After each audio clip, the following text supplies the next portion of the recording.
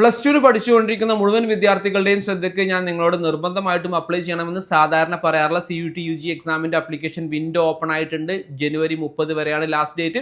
ഇന്ത്യയിലെ മികച്ച സെൻട്രൽ യൂണിവേഴ്സിറ്റികളിലേക്കും ടിസ് പോലുള്ള ഡീംഡ് യൂണിവേഴ്സിറ്റികളിലേക്കും ഇന്ന് അഡ്മിഷൻ കിട്ടുക CUT UG വഴിയാണ്. ഇത്തരം എക്സാമുകൾക്ക് താല്പര്യമില്ലാത്തവരോട് പോലും ഞാൻ നിർബന്ധിച്ച് അവരുടെ എക്സാം എഴുതാൻ പറയാറുണ്ട്. അതിന് 1-2 കാരണങ്ങളുണ്ട്.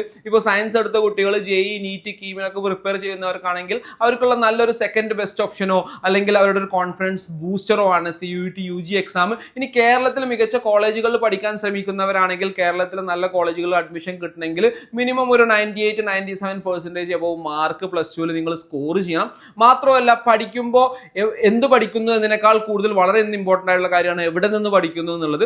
അപ്പോൾ ഇന്ത്യയിലെ മികച്ച സർവകലാശാലകളിൽ നിന്ന് പഠിക്കാനുള്ള ബെസ്റ്റ് ഓപ്ഷൻ നമുക്ക് CUT UG നമ്മുടെ മുന്നിൽ തരുമ്പോൾ അത് നമ്മൾ മിസ് ചെയ്യരുത്. ഇവിടെ CUT UG എക്സാമിന് അപ്ലൈ ചെയ്യുന്നവർ സാധാരണ ഉള്ള ഒരു കൺഫ്യൂഷൻ ആണ് ഏതൊക്കെ പേപ്പറിലാണ് അപ്ലൈ ചെയ്യേണ്ടത് എന്നുള്ളത്. ഞാൻ സിമ്പിളായിട്ട് പറയാം, 37 പേപ്പറുകളിൽ 5 എണ്ണമാണ് മാക്സിമം ഒരാൾക്ക് അപ്ലൈ ചെയ്യാൻ പറ്റുക. എല്ലാവരും നിർബന്ധമായിട്ട് 5 പേപ്പറും അപ്ലൈ ചെയ്യാം. ആ 5 പേപ്പർ എന്ന് പറയുമ്പോൾ ഒന്ന് ഇംഗ്ലീഷ്, ഒരു ലാംഗ്വേജ് എന്നുള്ള രീതിയിൽ ഇംഗ്ലീഷ് നിങ്ങൾ നിർബന്ധമായിട്ടും അപ്ലൈ ചെയ്യാം. ഇനി ഇംഗ്ലീഷ് അത്രയും നിങ്ങൾക്ക് ബുദ്ധിമുട്ടാണെങ്കിൽ മാത്രം മലയാളം അപ്ലൈ ചെയ്യാം. പിന്നെ ഡൊമൈൻസ് 4 ഡൊമൈന്, ഒന്നിരിക്ക 4 ഡൊമൈനോ അല്ലെങ്കിൽ 3 ഡൊമൈൻസ് പ്ലസ് ഒരു ജനറൽ ടെസ്റ്റ്. അപ്പോൾ ഡൊമൈൻ എന്ന് പറയുമ്പോൾ നിങ്ങളുടെ പ്ലസ് 2 ബേസ് ചെയ്തിട്ടുള്ള സബ്ജക്റ്റ് ആണ്. നിങ്ങൾക്ക് 4 പ്ലസ് 2 സബ്ജക്റ്റ് ഉണ്ടാവുമല്ലോ.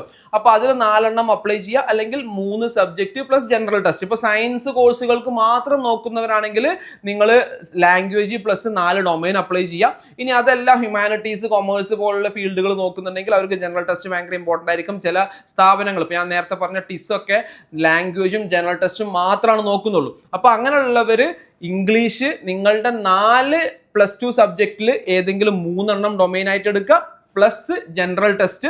പിന്നെ ഇതിൻ്റെ ഒരു ഡീറ്റെയിൽ വീഡിയോ ഞാൻ യൂട്യൂബിൽ അപ്ലോഡ് ചെയ്യുന്നുണ്ട്. ഏതൊക്കെയാണ് യൂണിവേഴ്സിറ്റികൾ ഏതൊക്കെയാണ് നമ്മൾ പേപ്പർ അറ്റൻഡ് ചെയ്യേണ്ടത്, എങ്ങനെയാണ് അപ്ലൈ ചെയ്യുക എന്നുള്ളതിൻ്റെയൊക്കെ ഡീറ്റെയിൽ വീഡിയോ ചെയ്യുന്നുണ്ട്. അത് യൂട്യൂബിൽ അതിൻ്റെ ലിങ്ക് ഞാൻ താഴെ കൊടുക്കാം.